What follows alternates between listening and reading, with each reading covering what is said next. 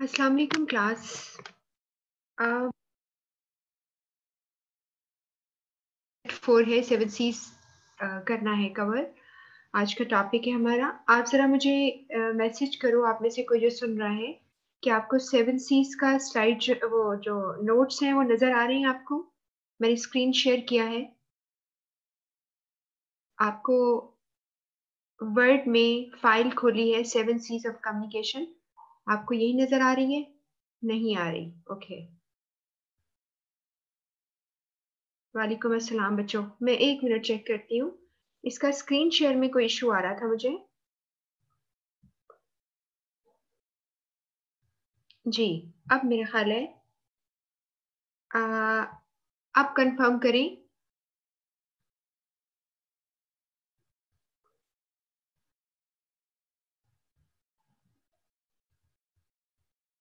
जी, अब नज़र आ रही है? येस?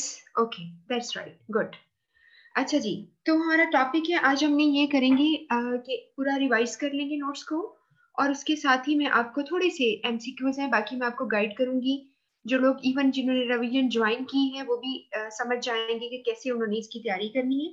और थोड़ा-सा बस मेरे पास बिज़ी चूँकि मैं बहुत ज़्यादा हूँ, तो मैं इंशाल्लाह मंडे, ट्यूज़डे से आपका मैं एक दफ़ा चेक कर लूँगी कि क्लाउड पे जो चीज़ें मिसिंग हैं, यानी कोई टेस्ट जो मैंने एमसीक्यूज़ करवाए हैं, उनके सॉल्यूशन के साथ अगर अभी मैंने अपलोड वहाँ नहीं किए हुए, प्लेस नहीं किए हुए, तो मैं सारी चीज़ें वहाँ पे प्लेस कर दूँगी, ठीक है?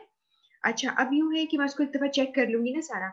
आज हम ये करेंगे, उसके बाद मैं आपको प्रैक्टिकली जो चीज़ें आपको पेपर में कॉन्सेप्ट के साथ आप एग्ज़ाम में करोगे, अगर सिनेरियो बेस्ड क्वेश्चन भी आते हैं, तो आप उसका आंसर कर सकोगे। और वैसे भी जब आप मैं कुछ आपको एग्ज़ाम्पल्स आज कराऊँगी, जो ये वो एग्ज़ाम्पल्स हैं जो मैं रिवीजन में कराती हूँ और वो आपने पहले मेरे साथ नहीं की हुई, ठीक है?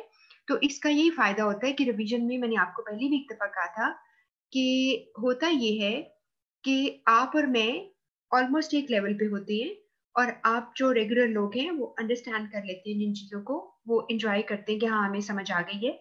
कुछ क्लियर नहीं है तो क्लियर हो जाती हैं और जिन लोगों ने बिल्कुल भी नहीं किया होता, स्टिल उनको भी बहुत फ़ायदा हो जाता है, ठीक है?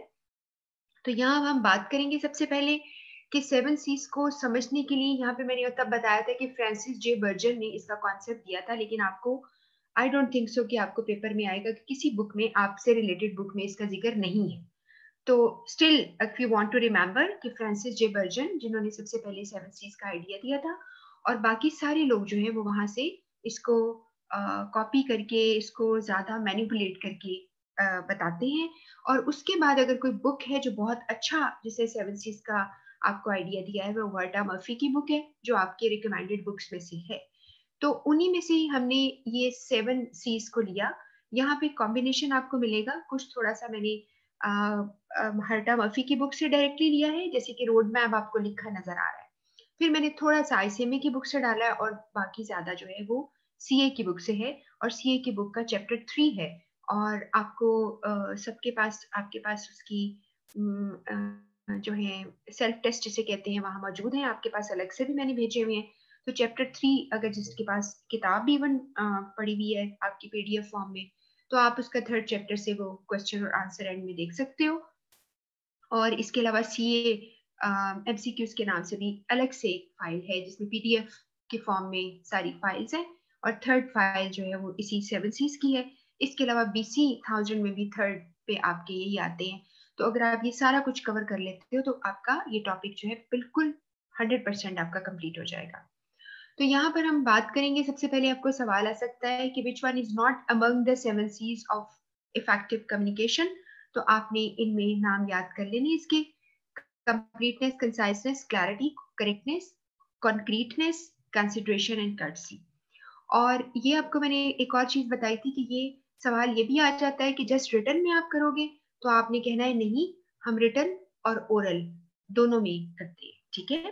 तो ये चीज़ आपने देखनी है। इसके बाद यहाँ पर सबसे पहले हम रोड मैप को कवर करते हैं। 7 Cs of effective communication. Road map का मतलब ये है कि मैंने आपका हर्टा मर्फी की बुक से उसके जो चैप्टर शुरू होता है, जहाँ भी उसका चैप्टर 2 है शायद, उसके शुरू में मैंने जो रोड मैप है आपसे करूँगी, इसमें से सवाल आपको पेपर में आ जाते हैं। कंप्लीटनेस का मतलब है हर तरह से मैसेज कंप्लीट हो, प्रोवाइड ऑल नेसेसरी इन्फॉर्मेशन, जो सारी इंफॉर्मेशन अपने रिसीवर को दें आप, और रिसीवर ने अगर क्वेश्चन किए हैं तो उसके जवाब दो, जैसे इंक्वायरी की है। और ऐसे भी कुछ सवाल होते हैं, आगे लिखा है give something extra when desirable, के बाजू का सवाल नहीं पूछे होते but there is some room for more inquiry, क्या उसके जहन में अभी सवाल नहीं है, वो मजीद आपसे कर सकता है, या उसको इस चीज के बारे में एम्बिग्विटी ना हो जाए तो आप उसको दे देते हो। तो ये 3 पॉइंट्स आपने याद कर लेने हैं। ऑल नेसेसरी इंफॉर्मेशन प्रोवाइड करो, सारे क्वेश्चंस जो हैं आस्क्ड उनके आंसर दो, and give something extra when desirable. और जब मैंने आपको पढ़ाया था तब तो मैंने आपको बहुत सी एग्जांपल्स दी थी कि आपको इवन जैसे मशीन आप कोई खरीदते हो, उसके पुर्जे सारे जोड़ने हैं, उसमें सब कुछ आपको लिखा होता है, और ताकि आप कहीं गलत उसको जोड़ ना लो, असेंबल ना कर लो, ताकि वो टूट ना जाए। कंसाइसनेस का मतलब है किसी बात को ब्रीफ करना, शॉर्ट करके कहना, लंबी बात नहीं करनी। जब लंबी बात नहीं करनी तो असल में क्या होगा उसके अंदर, एलिमिनेट वर्डी एक्सप्रेशन, जिसमें लफाजी बहुत ज्यादा हो, आप उसको शॉर्ट करेंगे। अभी मैंने आपको एग्जांपल्स के जरिए भी, अभी जब एग्जांपल्स दूंगी तो आप वो भी देख लेना। और आपको याद होगा जब पढ़ाते वक्त मैंने एग्जांपल दी थी आपको कि अगर आप ये कहते हो ना, ऐसे, क्योंकि अक्सर स्टूडेंट फिर ये पूछते हैं कि कंप्लीटनेस में सारा बताना है, एक्स्ट्रा बताना है, तो कंसाइज में छोटा क्यों करना है, फिर हम कैसे करेंगे। तो कंसाइजनेस में वो चीजें जो एक्स्ट्रा है, जैसे मैंने मिसाल दी थी कि the chair which is of blue colour, इसकी बजाय ब्लू चेयर क्यों नहीं कह देते हो, ठीक है, which is of blue colour ये एक्स्ट्रा है, तो आपने मैसेज को कंसाइज करना है। और इसका मतलब नहीं कि आप which is of blue colour ही निकाल दे, इससे पता ही ना चले कौन सी चेयर लेकर आनी है, ठीक है। तो ये चीज ध्यान करनी है। उसके बाद इंक्लूड ओनली रेलेवेंट मटेरियल, आपने रेलेवेंट बात करनी है, अननेसेसरी रेपिटेशन नहीं करनी है। रिडंडेंसी जैसे पढ़ाया था आपको कि बहुत ज्यादा रेपिटेशन ना आ जाए या वर्डी ना हो जाए, तो आप कंसाइज मैसेज करेंगे। कंसिडरेशन एक बहुत ही स्ट्रॉन्ग कॉन्सेप्ट है, जिसका मतलब ये है कि आप कंसिडरेट हो। और आपको जब मैंने लिसनिंग भी सिखाई है कि एम्पैथिक लिसनिंग करोगे, एम्पैथाइज करोगे, तो कंसिडरेशन भी एम्पैथी है। तो आपने कंसिडरेशन में एम्पैथी और यू एटीट्यूड को याद रखना है, ठीक है। ये कंसिडरेशन का हिस्सा है, ये बहुत इंपॉर्टेंट एस्पेक्ट है। सवाल अगर आते हैं तो ये जरूर कंसिडर इसको किया जाएगा और बीच में इसके बारे में पूछा जाएगा। तो यू पर फोकस करो, आई और वी पर ना करो, यहाँ पे लिखा है। लेकिन आपको मैंने क्या सिखाया था, यू से मुराद है कि आपने किसी को इंपॉर्टेंस देनी है, और किसी जगह पर जबकि आप ये समझते हो कि अगर मैं किसी को ब्लेम ना करूं, सेंसिटिव इंफॉर्मेशन है या नेगेटिव इंफॉर्मेशन है, तो वहां पे यू इस्तेमाल नहीं करना, ठीक है। जब आप किसी को इंपॉर्टेंस देने लगते हो तो यू करो, क्योंकि आप कंसिडरेट हो। तो कभी कभार ऐसा भी होता है कि मैसेज कंसिडरेट होता है लेकिन उसमें यू का इस्तेमाल नहीं भी होता, तो उसमें कम से कम ये पता चल जाता है कि ये कंसिडरेट है, दूसरों का ख्याल किया गया है। तो मैं आज आपको वो भी बता दूंगी सारे एग्जाम्पल से। उसके बाद है शो ऑडियंस बेनिफिट और इंटरेस्ट इन द रिसीवर, आपने ऑडियंस के बेनिफिट की बात करनी है, ठीक है, और उसके रिसीवर में इंटरेस्ट शो करना है। जैसे अगर आप कोई चीज बेच रहे हैं, आप किसी चीज की मार्केटिंग कर रहे हैं, तो आप ये थोड़ा शो करेंगे कि हम कमाने के लिए आए हैं, हम तो बड़ा प्रॉफिट लेके जाएंगे। आप तो लोगों के फायदे की बात करते हो, ठीक है, कि जब आप इसको कहते हैं कि जी आप ही के लिए हम बैठे हैं, आप ही को हम देंगे, तो दिस इज कॉल्ड कि आपने ऑडियंस के बेनिफिट की बात की है। आपने अगर कोई बात पूछनी हो तो आप पता है क्या करो, आप क्वेश्चन कर लिया करो। माहम फातिमा, आप क्वेश्चन कर लो, फिर मैं बीच में से ब्रेक जब भी टाइम लूंगी तो मैं आपका क्वेश्चन पढ़ लूंगी, ठीक है। अच्छा, इसके बाद है emphasize positive and pleasant facts है। आपने क्या करना है, प्लेजेंट और पॉजिटिव बातें करनी है, नेगेटिव बातें नहीं करनी। इसको मैं आपको अभी समझा दूंगी मजीद। कॉन्क्रीटनेस में सॉलिड, कॉन्क्रीट का मतलब है सॉलिड, ठीक है। जो कंसिडरेट है वो एम्पथी है, फील करना किसी को। कॉन्क्रीट है सॉलिड। जब आप सॉलिड बात करेंगे, जब आपकी बात रफ नहीं है, सॉलिड है, बहुत ज्यादा स्ट्रांग है, तो उसे हम कहेंगे ये कॉन्क्रीट मैसेज है, इसमें कोई शक नहीं। इसके लिए आप फैक्ट्स का और फिगर्स का इस्तेमाल करें। आप ये ना कहें थोड़ा छोटा थोड़ा बड़ा इसको कर लो, आप उसे बताएं कितने इंचेस बड़ा किया जाए, कितने फीट लंबा किया जाए, तो उसको कॉन्क्रीटनेस कहते हैं, ठीक है। आप ये ना बताएं कि शाम को मिल लेना, आप उसको टाइम बताएं, ये बिजनेस में ऐसा नहीं होता, ठीक है। उसके बाद एक put action in your verbs का मतलब है कि आपने ज्यादातर एक्टिव वॉइस का इस्तेमाल करना है, इससे आपका मैसेज स्ट्रांग हो जाता है। इसके बाद है vivid, clear, image building words. ऐसे वर्ड्स का इस्तेमाल करो जिससे दूसरा पर्सन जो है उसका इमेजिनेशन पूरे का पूरा काम करे और वो उस चीज को फील करे, उस चीज को देख सके। ठीक है, उसे कहते हैं इमेज बिल्डिंग वर्ड। इसके बाद है क्लैरिटी। क्लैरिटी में आपने चीजें क्लियर बतानी है। जब आपने चीजें क्लियर लिखनी है उसके लिए precise, to the point, concrete, solid, familiar words का इस्तेमाल करो। ठीक है। Construct effective sentences and paragraph. इसका मतलब है कि जो तुम सेंटेंस बनाओ बहुत लंबा मत बनाओ, इफेक्टिव हो। और इफेक्टिव होने का एक और भी मजीद तरीका होता है, अगर आप डिटेल में जाना चाहिए तो आपको ये बताया था कि अगर आप क्लॉजेस देते हो, मेन और सबऑर्डिनेट क्लॉज, यानी मेन इंफॉर्मेशन और उसकी हेल्पिंग इंफॉर्मेशन देते हो, तो आप देखो कि कहाँ पे कौन सी चीज रखी हुई है आपने। ठीक है। और उसके बाद है पैराग्राफ। आप जो है उसके बेहतर बनाओ, बहुत बड़े बड़े ना बनाओ, और एक आइडिया एक पैराग्राफ में दो।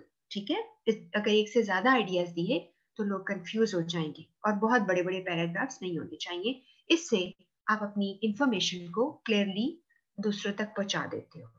कर्टसी में आपने किसी के साथ मोरालिटी का ख्याल करना है, मैनरिज्म का ख्याल, तमीज, अखलाक। ठीक है, उसे कर्टसी कहते हैं।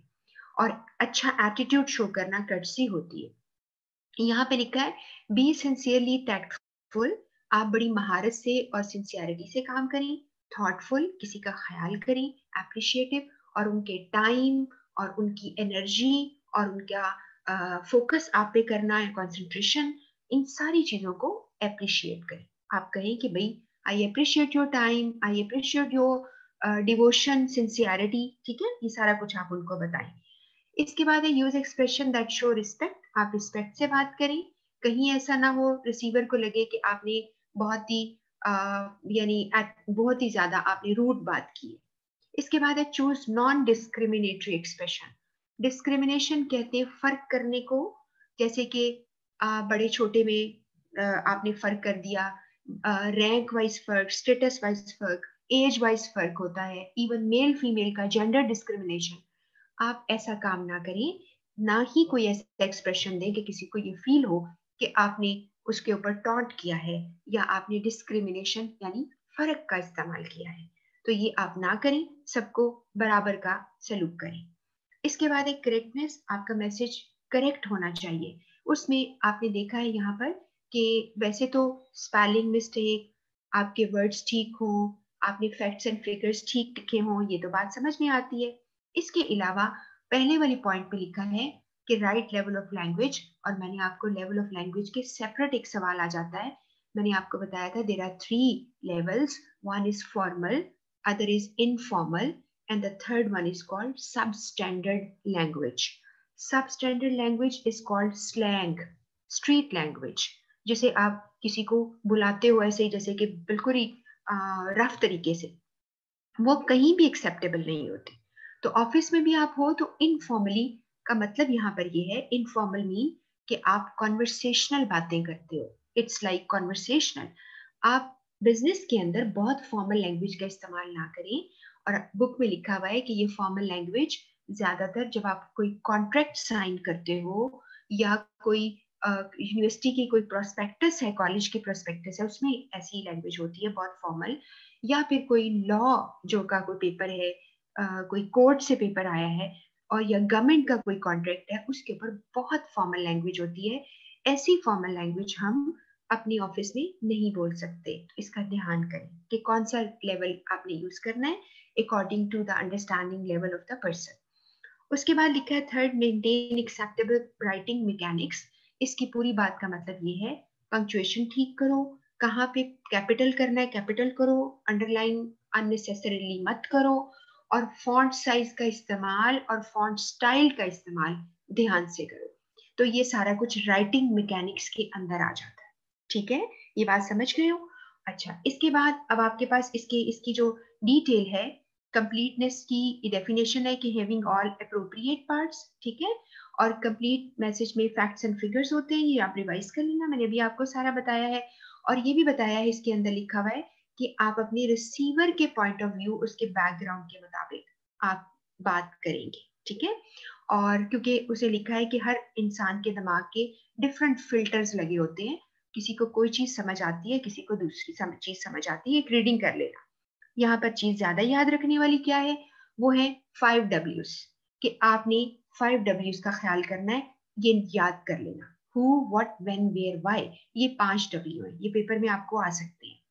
और होगा क्या कि बाजुकात, क्योंकि आपको 4 में से एमसीक्यूज आते हैं ना, कि ABCD में से एक पिक करना होता है, तो वो आपको हु व्हाट एक पे लाइन में रख देगा, व्हेन वेयर दूसरी में रख देगा, व्हाई हु एक जगह कर देगा। तो फिर इस तरह आप जिसमें कॉम्बिनेशन गलत होगा, जैसे विच लिखा होगा या हुज लिखा होगा, ठीक है, और वेर एवर लिखा होगा, कुछ ऐसे लिखा होगा, तो आपने वो देख लेना है कि वो 5 Ws की चेकलिस्ट में नहीं आता। ठीक है, समझ रहे मेरी बात को? अच्छा, उसके बाद है केस स्टडी पर आपने पूछा है सवाल लॉन्ग हो जाएंगे। नहीं, केस स्टडी भी आपको सवाल नहीं आते। आपको अगर आएगा भी तो मैंने आपको जो करवाए थे ना, 2-3 छोटा सा एक लाइन दो कि ये सिचुएशन है, क्या करना चाहिए, तो वो आपको, या वो बताएगा ये कौन से वाली ये सिचुएशन है, मिस ए बात करता है बी से तो फिर सी से करेगा। इस तरह की केस स्टडीज हैं, और इसके अलावा उसको केस क्वेश्चंस कहते हैं। केस स्टडी नहीं आपको आती, आपको वो आएगा अगले लेवल पे जाके, जब आप कोई पढ़ोगे ना, कोई कोर्स, मैनेजमेंट का कोई कोर्स है, उसमें आपको शायद केस स्टडीज आए। यहाँ पर नहीं आपको आती, जब आपने थ्योरेटिकल पेपर देना होता है। ठीक है, तो आपको याद होगा मैंने कहीं ना कहीं आपको दिए थे केस क्वेश्चंस, दिए थे जो हमने ग्रुप किए थे ना, जो केस स्टडीज की थी, उसके अंदर केस क्वेश्चंस आपको 2-3 दिए थे। रिवीजन में फिर आपको समझा दूंगी। अच्छा, ये पॉइंट्स हैं कुछ, आप देख लीजिएगा। कंप्लीट मैसेज जो है डिजायर्ड रिजल्ट लेकर आते हैं, without the expense of additional messages. पहली लाइन में लिखा है एडिशनल मैसेज आपको नहीं बनाना पड़ता। सेकंड में लिखा है आप गुडविल मेंटेन करते हो। गुडविल का मतलब क्या होता है, आपने किसी से अच्छा बिजनेस रिलेशन बनाया, आपने अपने कस्टमर को पूरी बात बताई, और वो आपकी और उसकी गुडविल मेंटेन हो गई, आइंदा से वो आपसे खरीदारी करना चाहेगा। थर्ड में लिखा है एवर्ट कॉस्टली लॉ सूट, मैंने अंडरलाइन किया हुआ, इसको हाईलाइट किया हुआ है। इसका मतलब ये होता है कि आपका जो इंफॉर्मेशन है, अगर आपने पूरी ना दी, मैंने आपको बताई, मैं थोड़ा सा बड़ा इसको कर रही हूँ, तो अगर आपने इंफॉर्मेशन पूरी ना दी तो क्या होता है, उससे जो आपका रिसीवर है ना, मैसेज जिसको आप दे रहे हो, वो आपको यानी आपको अदालत में घसीट सकता है, आपके ऊपर कोई केस कर सकता है। तो आप पूरी खबर देंगे, पूरी बात बताएंगे, आप बीच में से काटेंगे नहीं, आपका स्टेटमेंट को आगे बता सकता है, देखिए इसने ये नहीं बताया था मुझे। ठीक है, इसके बाद है कॉस्ट मिनिमाइज होती है, क्योंकि उसकी वजह ये है, कंप्लीट मैसेज से अगली लाइन में लिखा है सब्सिक्वेंट कम्युनिकेशन की जरूरत नहीं पड़ती। सब्सिक्वेंट का मतलब है बाद में आने वाली, जो कम्युनिकेशन बाद में कोई पूछेगा फिर आपको देनी पड़ेगी, तो इससे आप टाइम भी बचा लोगे और वक्त अपना मनी भी बचा लोगे। इसके बाद आगे लिखा पॉइंट उसमें है टू परसुएड द रेसिपिएंट, आप अपने जो रेसिपिएंट है, रिसीवर है, उसको कन्विंस करोगे बाय गिविंग कंप्लीट पिक्चर। और लास्ट लिखा है assisting the better decision making, आप उसको हेल्प करते हो कि वो अच्छी डिसीजन कर सकता है, जिसको पूरी खबर होगी वो अच्छा डिसीजन कर सकता है। आपने अगर पूरी रिपोर्ट कवरेज दी है, कंप्लीट आपकी कम्युनिकेशन है, तो वो उसको यानी डिसीजन मेकिंग उसकी अच्छी हो सके। समझ गए आप बात को? इसके बाद यहाँ पर ये इंफॉर्मेशन जो है, अब इस पे लिए मैं टाइम नहीं है कि मैं आपको बताऊंगी, आप इसको पढ़ लीजिएगा। इसमें एक एक वही बात है कि काइंड ऑफ एग्जाम्पल है, और लिखा है कि ये किस तरह कंप्लीट नहीं है। ये आपने पहले भी पढ़ ली हुई है, जिन लोगों ने रेगुलर किया हुआ है। जिन्होंने नहीं किया, आप पढ़ना चाहो तो पढ़ लो, वरना कोई ऐसी बात नहीं है कि अगर आप मिस भी कर दो तो। ठीक है जी, अजान हो रही है, फिर इसके बाद मैं कंटिन्यू करती हूँ।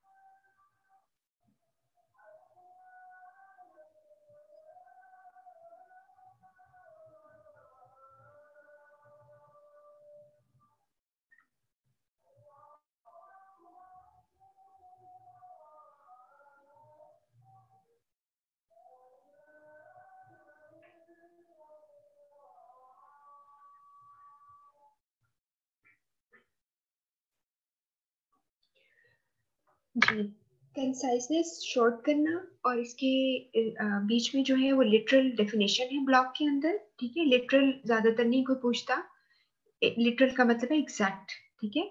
और नीचे यहाँ लिखा है जो वर्ड, ये ओरिजिनल बुक में भी ये लिखे हुए थे कि to say in a few as possible words without sacrificing other C qualities, कि आपने दूसरी सी क्वालिटीज को कंसाइज करने के चक्कर में जाया नहीं करना, कुर्बान नहीं कर देना, ठीक है। ये ध्यान से इसको पढ़ लीजिएगा। और इसका मतलब ये है कि आप कंसाइज करने में कहीं कंप्लीटनेस ना निकल जाए, कहीं आप बहुत ज्यादा रूड बिहेवियर आपका ना हो जाए, ठीक है। ये देखना है। इसमें अगली लाइन में लिखा है कंसाइज मैसेज कंप्लीट होते हैं हर तरह से विदाउट बीइंग वर्डी। इसमें वर्डी एक्सप्रेशंस नहीं आते, वर्बोस लैंग्वेज जिसे कहते हैं वो नहीं आती, ठीक है। इसके बाद अगले पॉइंट्स में लिखा है कंट्रीब्यूट टू एम्फेसिस। यहाँ पर एक तो है सेव्स टाइम एंड एक्सपेंस, ये तो आपको पहले भी बात पता है। दूसरे पॉइंट जो हाईलाइटेड है इसमें लिखा है contribute to emphasis by eliminating unnecessary words.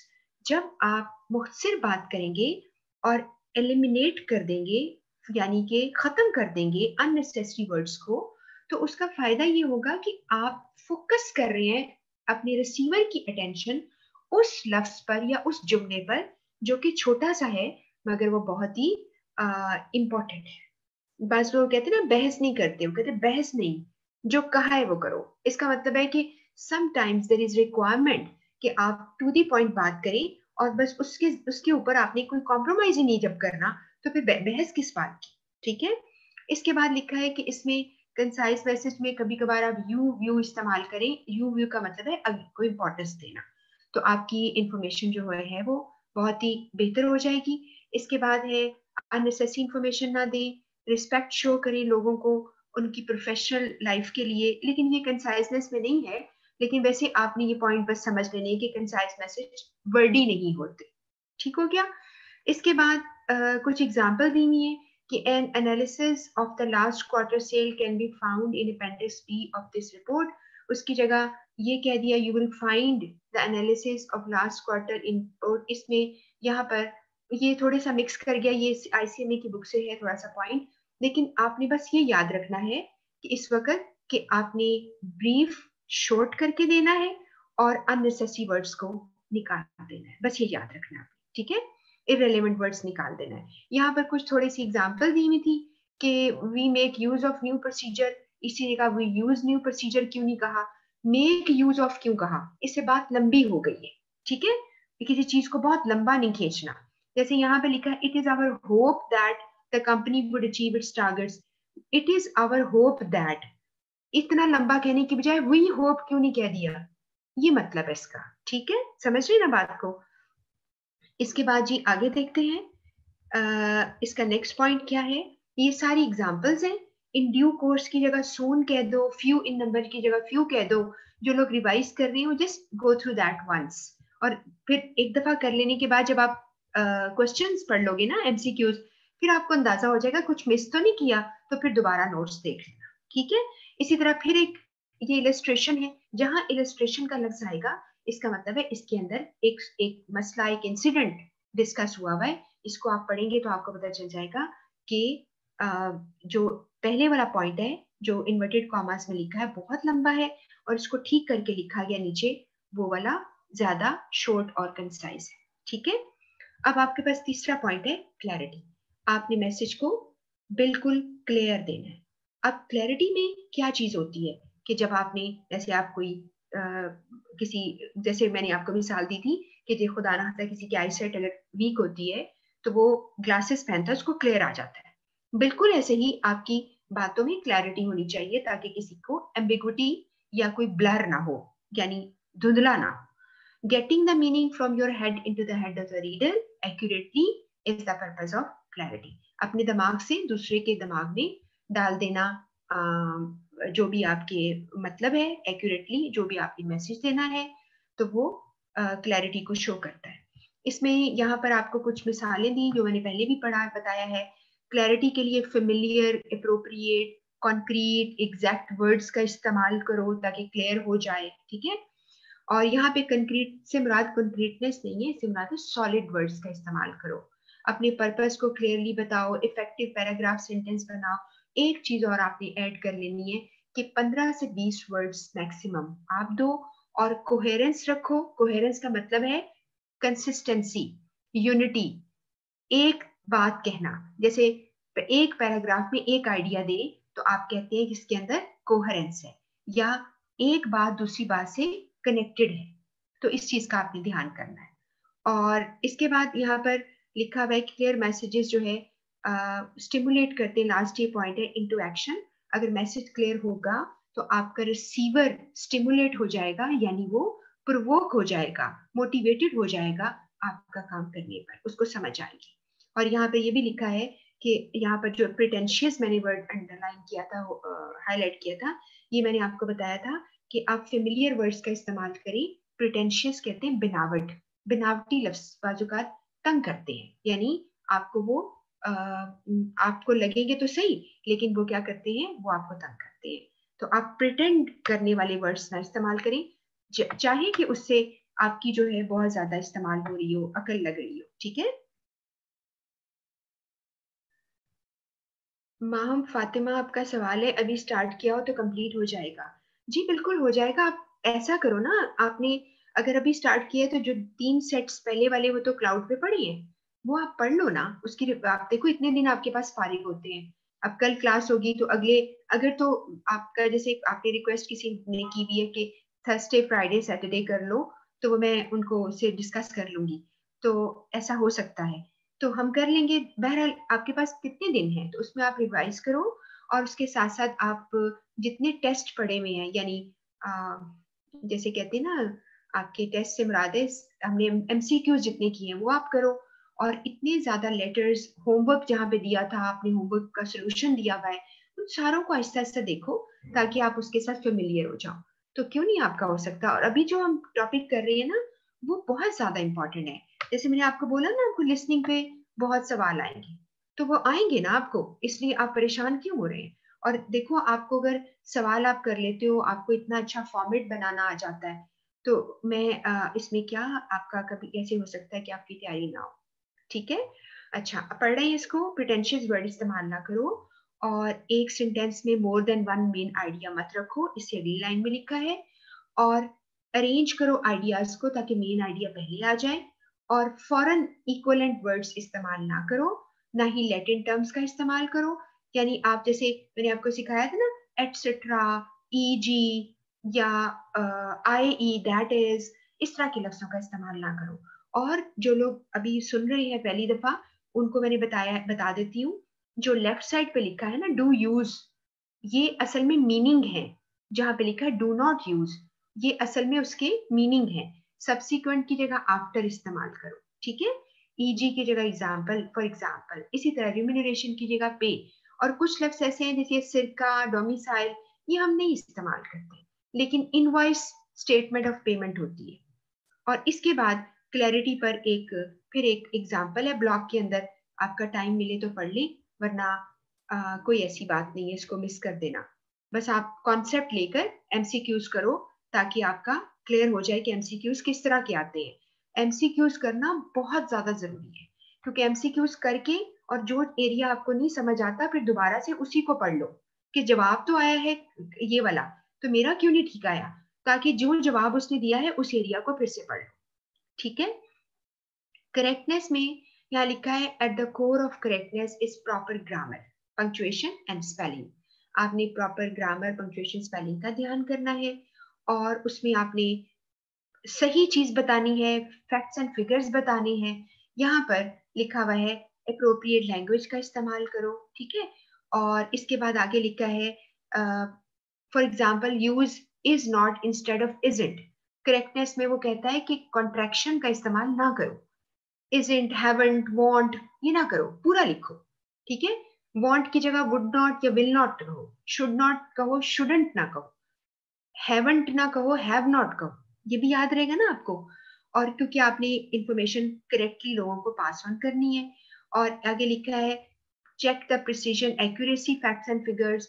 Numerical data check करो कि मैंने जो अंदर उसके फैक्ट्स एंड फिगर्स दिए हैं, 1 2 3 लिखी हैं, जो भी आपने कैलकुलेशन लिखी वो गलत तो नहीं है। डबल चेक टोटल्स, जो आपने टोटल वहां पे लिखे वो गलत ना हो, ध्यान करें, प्रूफ रीड कर लें, किसी और पर्सन से कहें कि प्रूफ रीड करो। और लास्ट इसका पॉइंट है, करेक्ट मैसेजेस जो है बहुत इम्पैक्टफुल होते हैं, यानी इम्पैक्ट का मतलब है बहुत अच्छा असर डालते हैं, ठीक है। और यहाँ पे अभी मैं आपको एक और भी कराऊंगी, यहाँ पे था, ये आपने किया था मेरे साथ, आप एक ग्रो में पढ़े तो आपको लगता नहीं है कि गलती है, इसमें करेक्टनेस की गलती है, स्पेलिंग इतने खराब है इस लाइन के अंदर, आउटलेट्स के आगे अपॉस्ट्रोफी आया हुआ है, नहीं आना चाहिए था, ठीक है। एक्सेप्ट के स्पेलिंग यहाँ गलत वाले हैं, दूसरे एक्सेप्ट वाले हैं, फैसलाबाद, विच, ये सारे गलत हैं। आप जब इसको रिवाइज करोगे तो हाईलाइट चुके किया हुआ है, इसको पढ़ लेना और ये भी देख लेना कि इसका सोल्यूशन में उसने क्या बताया है। पांचवा पॉइंट है कंसिडरेशन। ये मुझे लगता है कि हमेशा सबसे ज्यादा इंपॉर्टेंट है, क्योंकि कंसिडरेशन में दो और चीजें आ जाती हैं, यू एटीट्यूड आ जाता है, और सेंसिटिव केसेस में यू नहीं इस्तेमाल करना, और तीसरी एक और बात आती है जिसे एम्पैथी कहते हैं, ठीक है। तो यहाँ पर ये जो डेफिनेशन है ये बिल्कुल सही है कि consideration means preparing every message with the message receiver in mind. आप अपने मैसेज रिसीवर को दिमाग में रखिए, उसके मुताबिक अगर आप मैसेज करेंगे तो आप बहुत कंसिडरेट होंगे, आप दूसरों का ख्याल रखने वाले होंगे। Try to put yourself in their place, अपने आप को उसकी जगह पे रख के देखिए तो आपको समझ में आएगा, ठीक है। इसे ही यू एटीट्यूड कहते हैं, और इसको ह्यूमन टच भी कहा गया, क्योंकि आगे एक और लफ्ज है यहाँ पर देखिए, एम्पैथी। एम्पैथी का मतलब है कि आपने किसी को फील करना है, इंसानों को समझना है, ठीक है, समझिए बात को। और आप यूं समझ लें कि आप कंसिडरेट अगर होते हो तो आप बाकी भी चीजों का ख्याल करोगे ना, कि इस बंदे को क्या समझ आएगी, आप उसको मुकम्मल खबर देंगे, आप उसको कर्टियस तरीके से बात करेंगे, तो बाकी चीजें भी हेल्प कर देती है। इसके बाद यहाँ लिखा focus on I and you ना करो, यू सॉरी आई और वी पे ना करो, यू पे फोकस करो, और एम्फेसाइज पॉजिटिव प्लेजेंट फैक्ट्स की बात करो। ये मैंने आपको भी रोड मैप जो पढ़ा था आपने ध्यान से उसको रिवाइज कर लेना, वो बहुत इंपॉर्टेंट है। इसके बाद यहाँ पर क्या लिखा है कि what do they really need. आपने देखना है कि आपका जो, जैसे ये सिचुएशन एक लिखी हुई है कि आपने अगर कोई चीज बेचनी है, अगर वो बहुत ही सेंसिटिव सी कोई चीज है, जैसे कि फायर अलार्म है, तो उसमें आप क्या करना चाहोगे, फायर अलार्म बेचने में वो बंदा जो खरीदारी कर रहा है वो कम पैसों पे खरीदने पर इस वक्त नहीं उसका फोकस, उसका फोकस है कि वो क्वालिटी की चीज लेके जाए, इसमें सिक्योरिटी हो। तो ये आपने देखना है, ये हो सकता है कि इस तरह की कोई सिनेरियो आपको आ जाए और वो पूछे कि इस वक्त उस पर्सन का क्या फोकस है, ठीक है। और इसमें आपने दूसरों का ख्याल करना, ह्यूमिलिएशन, यहाँ पे लफ्ज अंडरलाइन हुआ है, ह्यूमिलिएशन का मतलब है शर्मिंदगी ना हो किसी को, ठीक है। और यहाँ पे एक और चीज लिखी है, फ्लैटरी एंड चार्म, यानी थोड़ी सी खुशामद आप कर सकते हो, लेकिन ध्यान करो कि इससे कहीं आप अपनी क्रेडिबिलिटी का मतलब है अपनी जो एतबार है वो कहीं ना खो देना। तो आपने दूसरों का ख्याल तो करना है, लेकिन लोगों को बहुत ज्यादा फ्लैटरी भी पसंद नहीं होती, थोड़ा बहुत करना ठीक है। इसके बाद यू अप्रोच है, यू अप्रोच अभी मैंने बता दिया इसका मतलब क्या है, इसको यू एटीट्यूड भी कहते हैं, ठीक है। तो इसका मतलब है अपने रिसीवर की इंपॉर्टेंस का ख्याल करना, उसको इंपॉर्टेंस देना, इसको कहते हैं। और जो चीज भी आप कर रहे होते हो आप अपने रिसीवर के पॉइंट ऑफ व्यू से सोचोगे। और यहाँ पे एक बड़ी मशहूर मिसाल है कि आपने अपने रिसीवर को, जो कि आपका कॉलीग हो सकता है, उसे आपने फ्लाइट पर जाना है, उसको आपने नेगेटिव बात पर फोकस नहीं करना कि तुम जिसे कहते हैं ना बिजनेस क्लास पे नहीं जा सकते, उसे ये कहें कि इस फ्लाइट के लिए, छोटे सफर की फ्लाइट के लिए आप जो है आपको इकोनॉमी क्लास टिकट मिलेगा।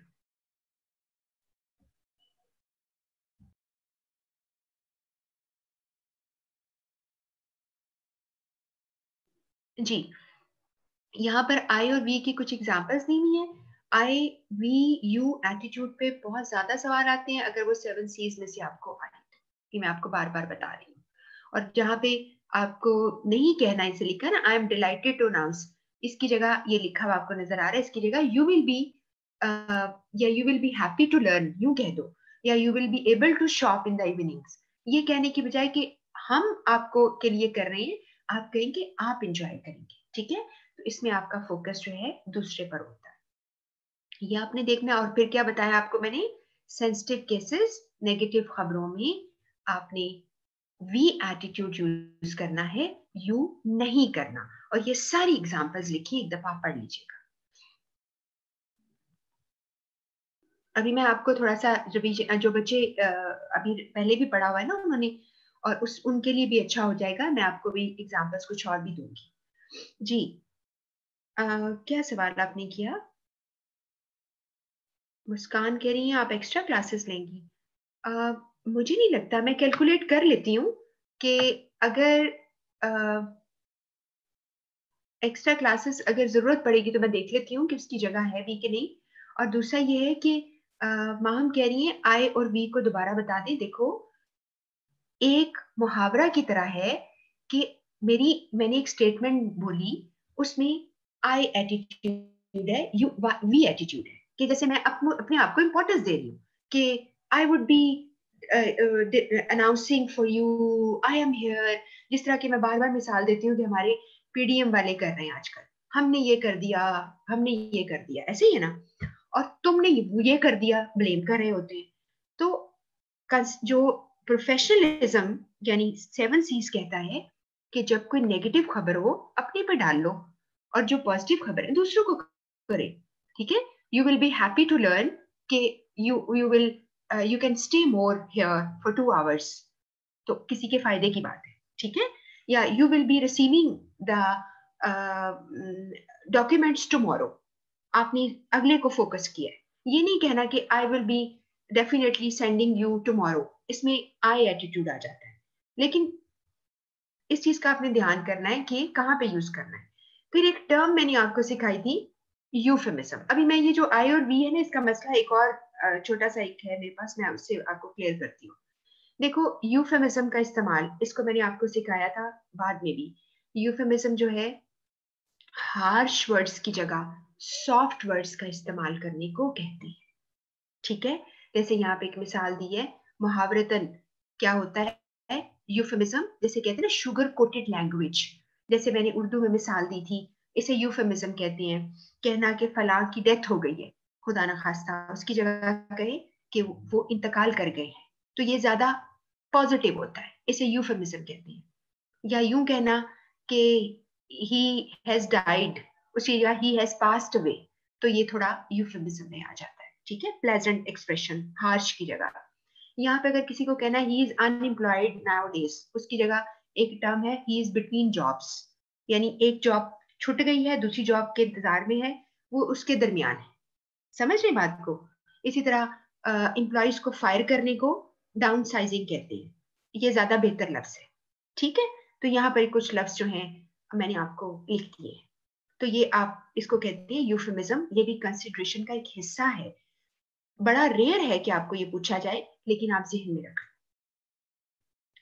अगला पॉइंट आ गया जी, कॉन्क्रीटनेस है, सॉलिड वर्ड्स का इस्तेमाल करना, और डिजिट्स का इस्तेमाल करना, फिगर्स का इस्तेमाल करना, ताकि बाद में कोई शक न रह जाए। इस तरह रिसीवर भी कॉन्फिडेंट होता है और सेंडर भी। अगर मैं आपको कह दूं कि आप मार्केट जा रहे हो, तो थोड़ी सी आप जो है कैंडीज ले आना, और जरा चॉकलेट ज्यादा ले आना, ये क्या बात है, इसका क्या मतलब है? अब आप जो खरीद करने वहां खड़े हो, तो आप कितने परेशान हो रहे हो, आप कह रही हैं कि इसका क्या मतलब है, कितनी लाऊं, अंदाजन कितनी होनी चाहिए, आपको कुछ पता नहीं चलेगा, and you are not confident. चाहे आप जितनी मर्जी भी ले आओगे, तो you are not still confident. तो जो बताने वाला है वो भी कॉन्फिडेंस से आपको बताए कि इतनी चाहिए, उसमें कोई शक ना रहे, और जो आप खरीद कर रहे हैं उनको भी कोई मसला ना हो। यहाँ पे लिखा है कॉन्क्रीटनेस का मतलब है डेफिनेट, विविड। डेफिनेट का मतलब है टू द पॉइंट, एग्जैक्टली क्या चाहिए। विविड का मतलब है क्लियर, ठीक है, क्लियर हो, रादर देन वेग। वेग का मतलब है जो कि क्लियर नहीं होता। जनरल का मतलब होता है जनरल बात करना, तो जनरल बात नहीं करनी, डेफिनेट करनी है। जिसको काम कहना उसको कहो, ठीक है, कॉन्क्रीट बोलो। ये मत कहो कि कर लेंगे वो हो जाएगा, इसका तो समझ ही नहीं आती। फिर एक और लफ्ज आपको बताया मैंने कि यहाँ पे एक्सप्लिसिट, एक्सप्लिसिट का मतलब है वाजे, नजर आने वाला, सामने नजर आता है, ठीक है, स्पेसिफिक चीजें बताओ। और उससे आगे एक लफ्ज है ऑब्सक्योर, ऑब्सक्योर मीन धुंधला कर देना, वेग का मतलब ही धुंधला होता है, कि आपने ऐसा मैसेज नहीं करना जिसे लोगों को क्लियर समझ ना आए, ठीक है। तो यहाँ पर ये चीजें बहुत ही आपने ध्यान से देखनी है।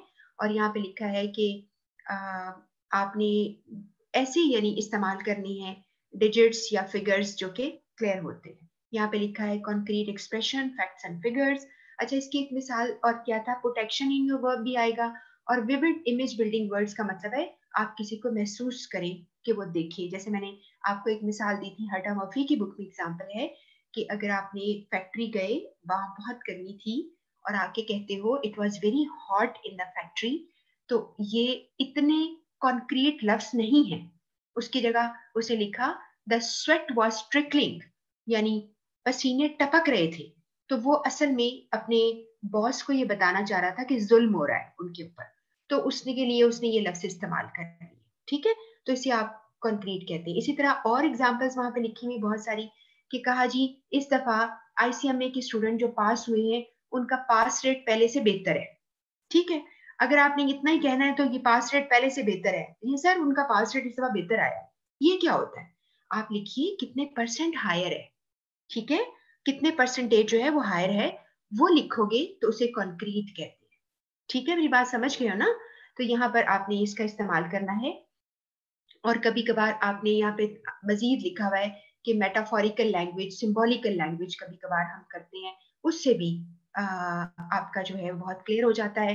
यहाँ पे देखो ना, एक मिसाल नजर आ रही है कि सेल्स, आपने सिर्फ कहा कि सेल्स हैव इंक्रीज स्लाइटली, आपको नजर आ रहा है ना कि सेल्स थोड़ी सी बढ़ गई है, ये कहा आपने। उसकी जगह आपने क्या कहना था, सेल्स हैव इंक्रीज्ड बाय 6%, इतना भी कह दो तो काफी है। लेकिन उसने मजीद सिचुएशन के मुताबिक कहा 50 मिलियन से 53 मिलियन हो गई in the first 6 month of the year, यानी पहले 6 माह में हमारी सेल्स जो है वो 53 मिलियन को टच कर गई है। तो कितना ज्यादा आपको क्लियर समझ आया कि कोई मैसेज क्या है, कॉन्क्रीट मैसेज है। तो ये आपको पूछा जाएगा। और वेग लफ्ज इस्तेमाल ना करो। यहाँ पर मैंने आपको जितने लफ्ज है ना ये वेग है, स्मॉल, फ्यू, सेवरल, ये सब वेग है। इससे कैसे पता चलता कितना? जैसे a few boys were standing there, अब तुम्हारा क्या ख्याल है, तुमने 4 लड़कों को फ्यू कह दिया, मेरे ख्याल में 15 लड़के फ्यू थे, तो इस तरह हम क्लियर नहीं कर पाएंगे, ठीक है जी। तो आप इस तरह मिस इंटरप्रेट नहीं करते। इसके बेनिफिट्स लिखे हुए आप रीड कर लेना कि कॉन्क्रीट मैसेजेस जो हैं वो आप इस्तेमाल करें और विविड इमेज बिल्डिंग वर्ड इस्तेमाल करें। और आपको याद होगा ना कि मैंने आपको इमेज बिल्डिंग में एक मिसाल ये भी दी थी कि जब आप कोई राइटर एक्सप्लेन करता है कि जी सहरा में बड़ी गर्मी है, वो किस तरह स्केच करता है कि आप फौरन फील करना शुरू कर देते हैं।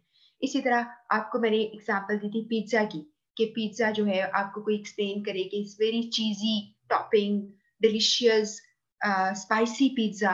तो ये सारे जो मैं अल्फाज इस्तेमाल कर रही हूँ ये इमेज बिल्डिंग है, ताकि आपकी आंखें देखें उस पिज्जा को जो मैं एक्सप्लेन कर रही हूँ, ठीक है। तो इसे इमेज बिल्डिंग वर्ड कहते हैं। और इसके बाद है यहाँ पर एक और चीज मैंने फिर आपको बताई थी यहाँ पर, ये जो कि हर्टा मर्फी की बुक में इस्तेमाल हुआ है, जैसे यूफेमिज्म बताया था ना, इस तरह आपको डेनोटेशन, डेनोटेशन मैंने बताया था। डेनोटेशन का मतलब होता है डिक्शनरी लफ्ज का इस्तेमाल करना, और कॉनोटेशन होता है जब आप फीलिंग्स इस्तेमाल करते हो, ठीक है। आप ज्यादातर जैसे आप इमोशनली इमेजिनेटिव चीजें इस्तेमाल करते हो, तो कॉन्क्रीट कहता है कि डेनोटेशन का इस्तेमाल करो, ठीक है, और कॉनोटेशन ना करो। ये यहाँ पर वैसे मैंने आपको समझा दिया है, लेकिन कभी कभार आपने अपने सॉलिड करने के लिए पॉइंट्स को आपने उसको एक्सप्रेस करना होता है इस तरीके से। यहाँ पर कुछ मैंने पॉइंट्स और लिखे हैं, ये वाली सारी एग्जाम्पल्स थी, ठीक है, ये आप एक दफा देख लेना। और 7वां और लास्ट हमारे पास पॉइंट है, वो है कर्टसी। अब मैं ये भी बताती चलूं कि मुख्तलिफ किताबें इसकी तरतीब मुख्तलिफ रखती हैं, इससे कोई फर्क नहीं पड़ता, ठीक है। तो आपने से सीए की बुक है, उसमें लास्ट करेक्टनेस है, तो इससे क्या फर्क पड़ता है? इससे कोई फर्क नहीं पड़ता, इसकी कोई तरतीब नहीं है। लेकिन ये 7 प्रिंसिपल्स हैं। तो कर्टसी में अखलाक, पोलाइटनेस और किसी के साथ अच्छा बिहेवियर शो करना कर्टसी। और कर्टसी में आपने मैनरिज्म का ख्याल करना होता है, ठीक है, आपने दूसरे की जो है उसको रिस्पेक्ट देनी होती है, इसका ये मतलब है। और इसमें जैसे होता है ना, हमारी पूरी जिंदगी में हमें कहते हैं ना कितना कर्टियस तरीका है, किसी ने गिफ्ट दिया आपने थैंक यू बोला, थैंक यू वेरी मच आपने कहा।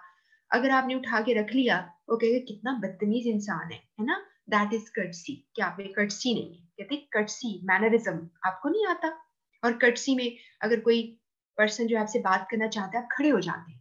वो हो सकता है आपका एज फेलो हो, आपसे छोटा भी हो सकता है, लेकिन आप खड़े होकर सुन लेते हैं। इट्स लाइक कर्टियस वे। आप गुजरते हैं और दरवाजा जो है वो किसी के मुंह पे नहीं मारना, दरवाजे को पकड़ा रखिए। वो दूसरा पर्सन आपके पीछे, वो दरवाजा पकड़ लेगा, आप चले जाएं, वो आपको थैंक यू बोले, ठीक है, उसको जरूरी है थैंक यू बोलना। तो ये सारा कुछ जो है आप करते हैं। इसमें लिखा है पॉइंट, सिंसियर रहिए, टैक्टफुल रहिए एंड थॉटफुल रहिए, अप्रिशिएटिव रहिए, लोगों को अप्रिशिएट कीजिए, रिस्पेक्ट शो कीजिए, इरिटेटिंग वर्ड्स इस्तेमाल ना कीजिए। और एक यहाँ पे वर्ड है क्लीशेस, ये मैंने आपको तब भी सिखाया था। क्लीशे का मतलब है घिसी पिटी बातें। कभी कभार ऐसी घिसी पिटी बातें जो कि जैसे होता है ना कि बाजू का हम किसी को कह देते हैं कि आपको जो है बहुत ही यानी आपसे मिलकर बहुत खुशी हुई, लेकिन आपका सारा रवैया जो था वो इतना बुरा था कि यानी आपका इतना रवैया बुरा था कि आपके मैनर से लग रहा है कि आप बिल्कुल भी नहीं हुए थे। तो वहां पर वो चीजें जो है उसको क्लीशेस कहते हैं कि आपने सुनी सुनाई बातें और सुनी सुनाई कलमात याद रखे हैं, और कभी कभार वो लोगों को आपसे दूर कर देते हैं। तो इसलिए ऐसे क्लीशेस का इस्तेमाल ना करो, ठीक है। जैसे वो मैं एक मिसाल दी थी कि तुम बड़े होके बेटा क्या बनोगे, तो तुम छोटे से बच्चे थे, तुमने कहा कि मैं बड़ा होके डॉक्टर बनूंगा, इंसानियत की खिदमत करूंगा। तो ये सारी क्लीशेस हैं, ठीक है, ये सब क्लीशेस हैं, ये किताबों में लिखी बातें हैं, प्रैक्टिकली लोग नहीं कर रहे होते। तो ये सारा कुछ है, इसका ध्यान करें कि कहाँ कोई चीज किसी को चुभ ना जाए। फिर नॉन डिस्क्रिमिनेटर बताया था, वो भी करना है। और ये भी लिखा है क्वेश्चनेबल ह्यूमर। क्वेश्चनेबल ह्यूमर का मतलब है ऐसा मजाक करना जिस जो किसी को नाराज कर दे, जिस पर इसको एतराज हो। क्वेश्चनेबल में एतराज वाला, आप ऐसा मजाक मत करें किसी के साथ। और आगे यहाँ पे लिखा है नॉट ऑफेंड, आप किसी को ऑफेंड ना करें, यानी वो आपसे नाराज हो जाए। और यहाँ पे एक और वर्ड नजर आया अनबाइस्ड, ये हम बार बार लफ्ज पढ़ रहे हैं। अनबाइस्ड का मतलब है आप न्यूट्रल हैं। बाइस्ड लोग होते हैं जो न्यूट्रल नहीं होते, ठीक है। तो आपने किसी को ऑफेंड नहीं करना, किसी को नाराज नहीं करना। किसी का रिलीजन और है, किसी का कल्चर और है, किसी का जैसे फिजिकल अपीयरेंस और है, कोई मोटा है पतला है, आपका बिल्कुल तरीका नहीं है कि आप उसको लेके करें जेंडर, यानी मेल और फीमेल को मजाक कर लेना कि बस जी खवातीन तो होती ऐसी है ना। और खवातीन बंदों को कहें कि जी छोड़े, आप तो सारे ही ऐसे लोग होते हैं। तो ये सारी चीजें जो है आपको डिस्क्रिमिनेशन पे लेके जाती हैं। तो आपने इन मैसेजेस में इसका ख्याल करना है। उसके बाद है कर्टियस मैसेजेस हमेशा पॉजिटिव होते हैं, ठीक है। और कोई भी ऐसी असर्शन का मतलब है ऐसी बात ना डालो जो ये शो करे कि सेंडर जो है यानी कहने वाला राइट है और रिसीवर रॉन्ग है। यहाँ पर एक जो मिसाल है ना, यहाँ पर I can't understand any of this confusing tables, ये हर्टा मर्फी की बुक में थी। और उसकी जगह ये कहना कि इट इज माई अंडरस्टैंडिंग, कि मैं ये समझ रहा हूँ that the table should include only specific data, या कुछ भी कहना था। लेकिन आई कांट अंडरस्टैंड इतने गुस्से से कहना। और मैं आपको फिर एक बात बता दूं, देखो आपने एक ओवरव्यू ले लिया है, जो लोग पहली दफा पढ़ रहे हैं, आपने एक ओवरव्यू ले लिया, आपने देखा कि पांच सातों जो प्रिंसिपल्स हैं उनका आपस में किस तरह फर्क फर्क है, ठीक है। फिर अब आपने क्या करना है, आपका पहला काम ये होगा कि आप एमसीक्यूज करोगे। आपको मैंने दोनों सोर्सेस बता दिए हैं। बीसी 1000 में थर्ड वाला चैप्टर आता है, और आपके पास जो है इसके अलावा आपके सीए की बुक के थर्ड चैप्टर, और उसके एंड में सारे आंसर्स हैं दोनों में। तो आप वो साथ साथ करते जाओ, एक टॉपिक आपका बिल्कुल फेल हो जाएगा। और ये बस आपको कुछ और मिसालें दी हुई है कि जनरसली आप लोगों के साथ अच्छा करो। कि अगर कोई चीज आपने गलती से नहीं डाली, उसके लिए अपोलोजाइज कर लो, ठीक है। और ये सारा कुछ तरीके क्या है, ये आपको शो कर रहे हैं व्हाट द कर्टसी, ठीक है। तो ये बात अब खत्म हुई।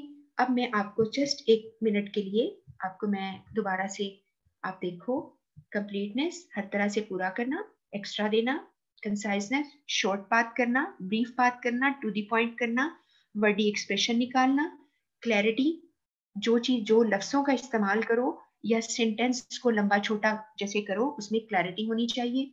फेमिलियर वर्ड्स का इस्तेमाल करो, ठीक है, 15 से 20 लफ्ज डालो।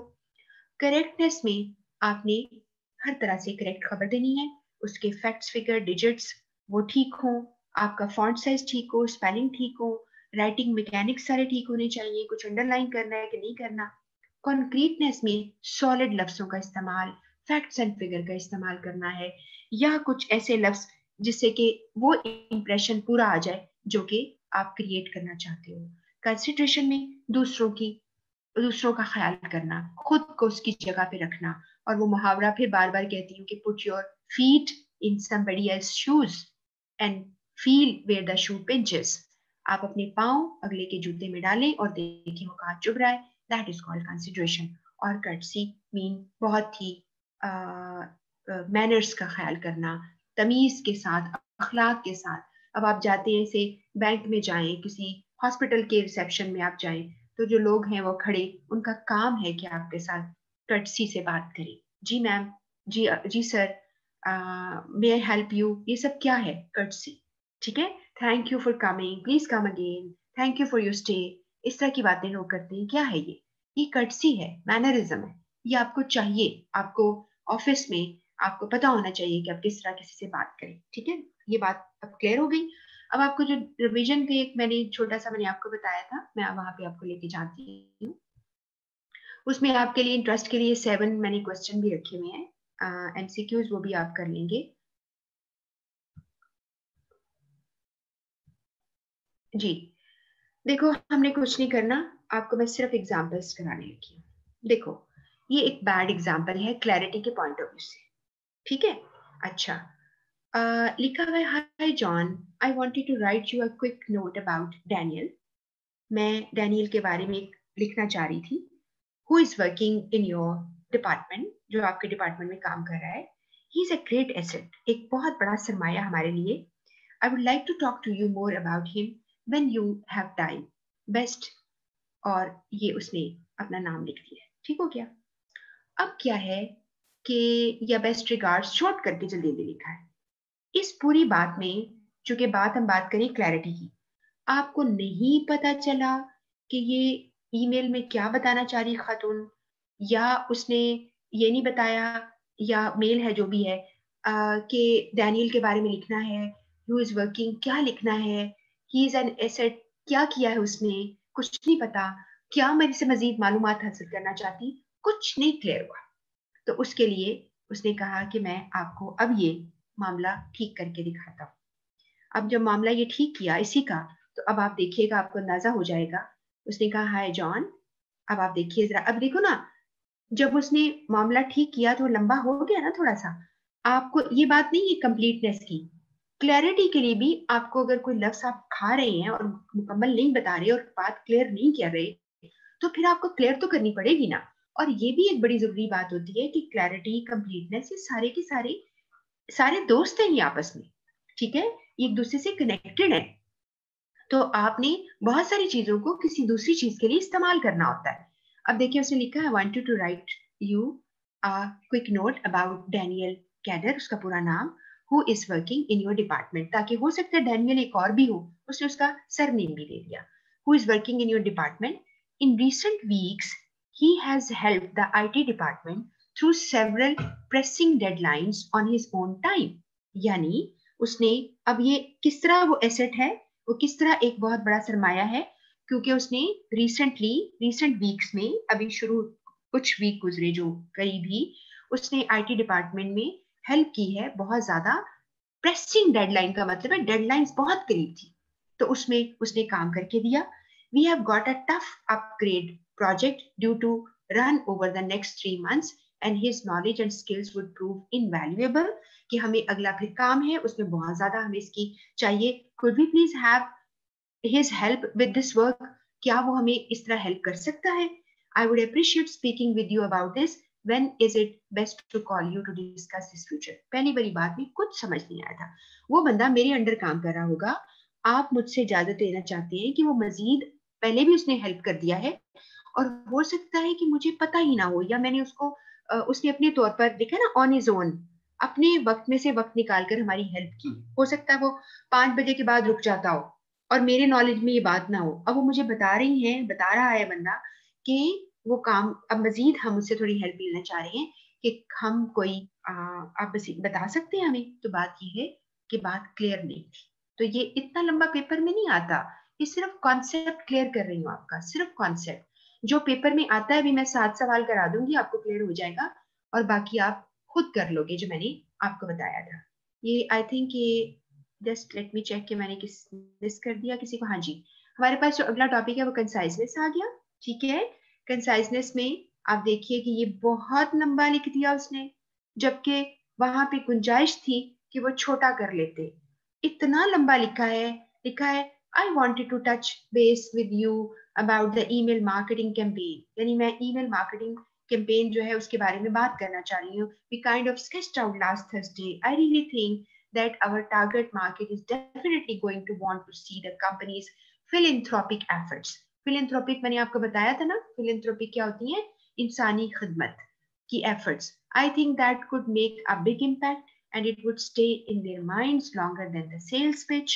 For instance, if we talk about the company's efforts to become sustainable, अब ये थोड़े शायद अल्फाज भी आपको समझ में आ रहे हो क्योंकि ये यानी अभी आपको इतना नो हाउ नहीं है बिजनेस टर्मिनोलॉजी की जो आप अभी पढ़ोगे. तो as well as the charity work we are doing in local school, then the people that we want to attract are going to remember our message longer. The impact will just be greater. What do you think, Jessica? इस पूरी बात में इसलिए आपको बात नहीं दिमाग में पड़ी होगी कि ये इतना लंबी बात की है कि कम टू द पॉइंट वाली बात थी कि भाई कहना क्या चाहते हो. उसके लिए यहाँ हुआ I wanted to quickly discuss the email marketing campaign that we analyzed last Thursday.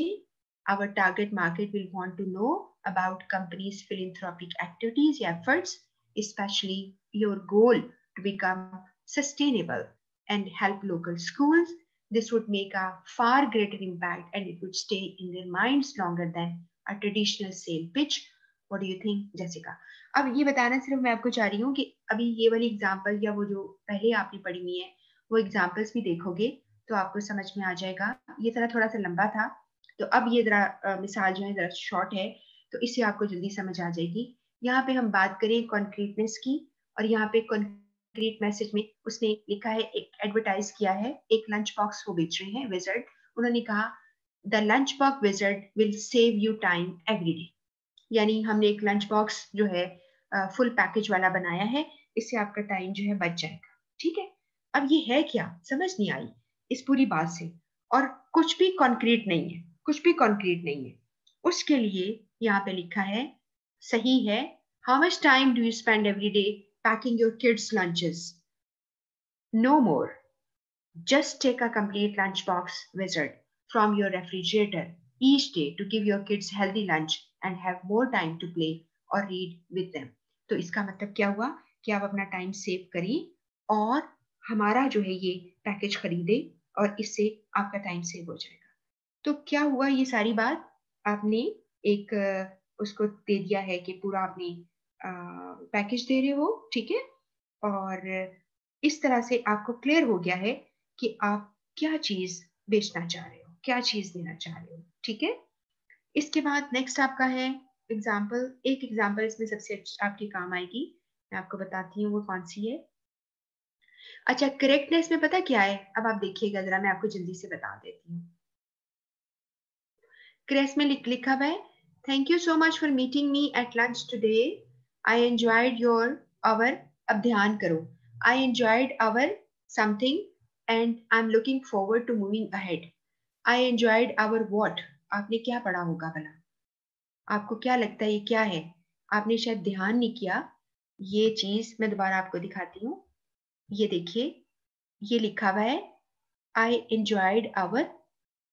Conversation नहीं है, कंजर्वेशन लिखा हुआ है गलती से, स्पेलिंग खराब कर दिए, तो बाजुकात आपको पता नहीं चलता। जैसे अभी मैंने फैसलाबाद और वो जो एग्जाम्पल दी थी, ठीक है।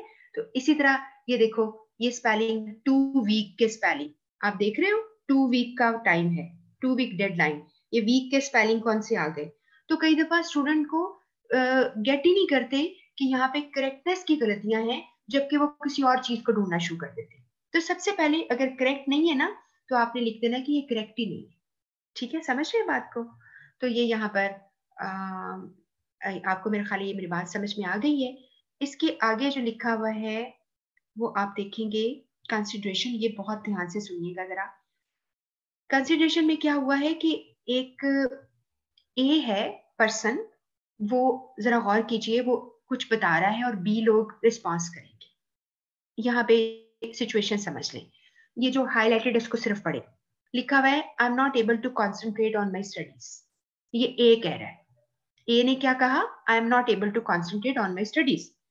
अब बी अगर उसका वन रिस्पॉन्स है तो वो कहता है व्हाई इज इट सो। जब आपने कहा I am not able to concentrate, आपने कहा व्हाई इज इट सो। अच्छा, अगर टू रिस्पॉन्स है, यू शुड ट्राई हार्डर, दूसरा। और तीसरा है I know how difficult it is to concentrate studies given the situation you are in. यानी जब तुम्हारे जैसी सिचुएशन में बंदा हो तो मैं समझ सकता हूं कि कितना मुश्किल है कंसंट्रेट करना स्टडीज को। आपको बिल्कुल क्लियर समझ आ गई है। B1, B2, B3 में किसका मैसेज सबसे ज्यादा कंसिडरेट है, तो आप कहेंगे B3 का, क्योंकि B1 व्हाई इज इट सो पूछ रहा है आगे से। तो B1 का मतलब है, यहाँ पे इसको एक्सप्लेन किया गया है, B1 response is searching response. कहते हैं सर्चिंग रिस्पॉन्स, पता क्या होता है, जो क्यूरियोसिटी होती है। लोग बस बहुत ही खराब होते हैं, वो बजाय आपको हेल्प करने की मजीद आपके बारे में पूछना आपने कहा जी मैं कॉन्सेंट्रेट नहीं कर रहा, मेरी पढ़ाई नहीं पूरी हो रही, आप उल्टा उसको और टीज कर रहे हैं। आप कह रहे हैं ऐसा क्यों हुआ है, मतलब आप तो बहुत ही सेवी हैं, दूसरे से नहीं कुछ हो रहा, आप ये कहना चाहते हो, गलत हो गया। इसके बाद है ये सवाल बिल्कुल आ सकते हैं इस तरह के छोटे छोटे रिस्पॉन्स। यहाँ पर कह रहा है यू शुड ट्राई हार्डर, ये क्या है, एडवाइजिंग रिस्पॉन्स है, ठीक है। और आप जरा सुपीरियर पोजीशन पे आ गए। और जो तीसरा था, इसमें कहा है कि आपको जो है वो मैं समझ सकता हूँ इस पोजीशन को, ये एम्पेथाइजिंग रिस्पॉन्स है, अंडरस्टैंडिंग पर्सन है, कि वो पर्सन आपके साथ एम्पैथी शो कर रहा है, ठीक है। ये कंसिडरेट रिस्पॉन्स है, तीसरे वाला B3। क्लियर होगी बात। आगे एक और चीज है, यहाँ पर यू के हिसाब से ही मैंने आपको पहले भी पढ़ाई थी, लेकिन सिर्फ मैं एग्जाम्पल आपको पढ़ देती हूँ। यहाँ पे लिखा है we are happy to announce that transaction can be made even after 3 p.m. till 5 p.m. at the teller counter। जो आपके कैशियर वगैरह होते हैं उनके काउंटर पे 3 से 5 बजे तक we are happy to announce कि आप ट्रांजेक्शन कर सकते हो, आप पैसे दे जमा या ले सकते हो, ड्रॉ कर सकते हो। उसकी जगह आपने कहना है यू विल बी, कस्टमर को कहना है you will be able to do transaction after office hours at the teller counter till 5 या 3 to 5, जो भी आपने कहना है। तो आपने you will be able to do या जो कुछ भी, इसमें यू एटीट्यूड आ गया, ठीक है। इसमें कस्टमर को आपने प्रायोरिटाइज किया है, कि आपने उसको प्रायोरिटी दी है। इसके बाद एक दफा नेगेटिव लुक के लिए आपको मैं एग्जांपल देती हूँ। इसमें है केबल टीवी ऑपरेटर एक कह रहा है you have failed to pay the dues for the month of July for your cable connection. आपको एक टेबल आप ऑपरेटर कह रहा है, कहना चाहिए the dues for cable TV connection for the month of July remained unpaid. अब ये सेकंड में वो थोड़ा कंसिडरेट है, ठीक है। फर्स्ट में इनसेंसिटिव है, दूसरे वाले में सेंसिटिव उसके लिए हो गया है कि dues for cable connection for the month remain unpaid, यानी वो अनपेड रह गए, या हैव नॉट बीन रिसीव्ड ये भी कह सकते हो, तो दोनों ठीक है। और इसका लास्ट है प्लेजेंट फैक्ट डालना, वो भी कंसिडरेशन का पॉइंट है। इसमें लिखा है, ये आपको मैंने पहले भी इससे मिलती जुलती करवाई थी, ये लिखा हुआ है goods in bad condition and without the bill will not be exchanged.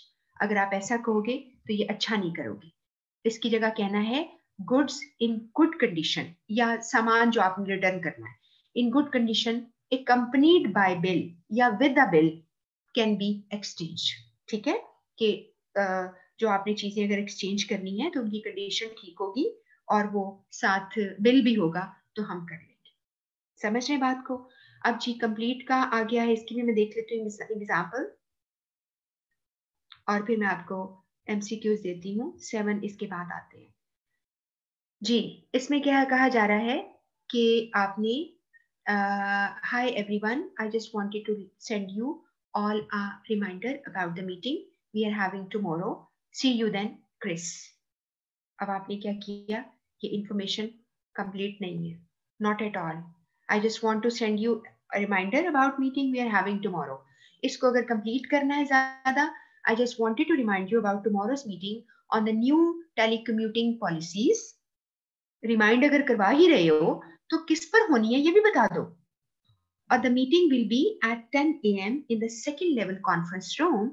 Please let me know if you can't attend. ये कंप्लीट मैसेज है जिसमें बहुत तमीज के साथ आपको अपने ऑफिस में ये लिखना होता है, सी यू देन, बाकी ठीक है। ये क्योंकि ईमेल जरा थोड़ी सी इनफॉर्मल होती है, इसमें कोई जरूरी नहीं होता बहुत ज्यादा कहना, आप इस तरह लिख सकते हो। तो आपने देखा है ना कि complete message and the last one is going to be courteous, जिसमें बदतमीजी के साथ किसी ने कहा है यहाँ पर, I wanted to let you know that I don't appreciate how your team always monopolize the discussion. Monopolize का मतलब होता है आपने monopolize करना, monopoly यानी वो एक ही बंदा या एक ही ग्रुप जो है वो छा जाता है, अकेला बात करता रहता है। तो आपकी I don't appreciate कि आपकी टीम कैसे monopolize करती है discussion at your weekly meeting. I have a lot of project and I really need time to get my team's progress discussed as well. मैं ये भी चाहूंगा कि मेरी टीम जो है उसके भी प्रोजेक्ट को डिस्कस किया जाए, आप ही करते रहते हो इसका मतलब है। So far, thanks to your department, I haven't been able to do that. Can you make sure they make time for me and my team next week? क्या आप ऐसा कर सकते हैं कि मेरी टीम नेक्स्ट टाइम जो है इस पर बात कर सके? ठीक है, तो ये मसला तो बहुत है, लेकिन उसको कर्टियस कैसे किया जा सकता है? देखो इसको लिखा है, I wanted to write you a quick note to ask a favor. अब मैं आपसे एक फेवर चाहता हूँ। During our weekly meeting, your team does an excellent job of highlighting their progress, but this uses some of the time available for my team to highlight their. देखो कितना smart तरीका है, आपने गौर किया कि मैं आपसे एक फेवर लेना चाहता हूँ। पिछले वीक में आपकी टीम ने बहुत जबरदस्त प्रोग्रेस अपनी हाईलाइट की, मगर अफसोस थोड़ा सा कि वो थोड़ा सा मेरा टाइम ले गए हैं जिसमें मेरी टीम ने हाईलाइट करना था। I would really appreciate it if you could give me my team a little extra time each week to fully cover their progress reports, ताकि ये थोड़ा सा एक्स्ट्रा टाइम हमें दे दें। ये नहीं कहा कि आप हमारा टाइम ना खाना, ये नहीं कहा एक्स्ट्रा रुक जाए। अब लोग एक्स्ट्रा नहीं रुकना चाहेंगे, ठीक है, तो आप फिर क्या करेंगे? वो अपना काम जल्दी खत्म कर लेंगे। Thank you so much. I please let me know if there is anything I can do for you. ये इतना खूबसूरत और कर्टियस मैसेज है, काश हमारे सारे पाकिस्तानियों को ऐसे लिखना है। तो ये एक ऐसा तरीका है जिसमें आपने डिप्लोमेटिकली उनको कहते हैं ना, एक मार भी मारी है, but what you do is you are actually telling that. तो बस ये आपके वाले खत्म हो गए हैं, ये अगला टॉपिक नहीं है। अब हम जा रहे हैं एमसीक्यूज पर। ये आपके सिलेबस में नहीं है, इसको मत देखें।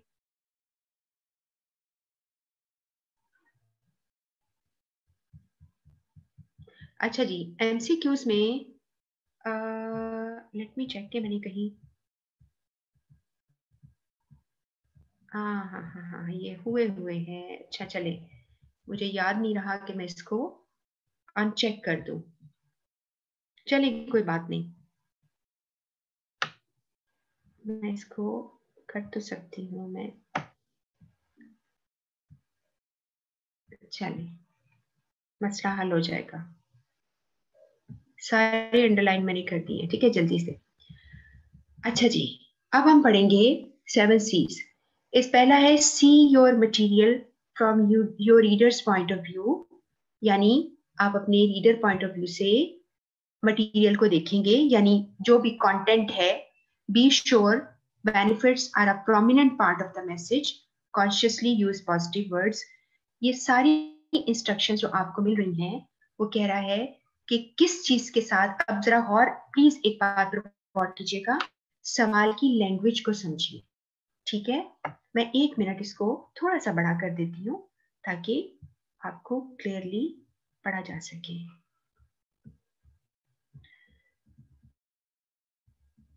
आप देखिएगा, कहते हैं कि आप रीडर के पॉइंट ऑफ व्यू से मटेरियल को देखिए। आप benefits are prominent part of the message, आपके रीडर के benefit. Consciously use positive words का इस्तेमाल करो। The instruction given above correspond mean matches with, किससे मैच करती हैं? क्या कर्टसी से, क्या कंसिडरेशन से, क्या क्लैरिटी से, क्या कॉन्क्रीटनेस से? आपने जवाब लगा लिया। आपने पहले भी शायद देख लिया हो जब मैंने इसको नहीं किया हुआ था। बहरहाल आप देखिए, मैं भी आपके साथ डिस्कस कर लेती हूँ ये पॉइंट, ठीक है?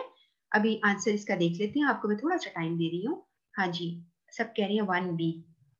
ठीक है, इतने स्मार्ट तो आप हो गए ना। ठीक है, कंसिडरेशन बिल्कुल सही है। आपने रीडर के, जब बात आ गई रीडर के पॉइंट ऑफ व्यू से, तो बात ही खत्म हो गई। कंसिडरेशन, आपने अगले के पॉइंट ऑफ व्यू में चले जाना।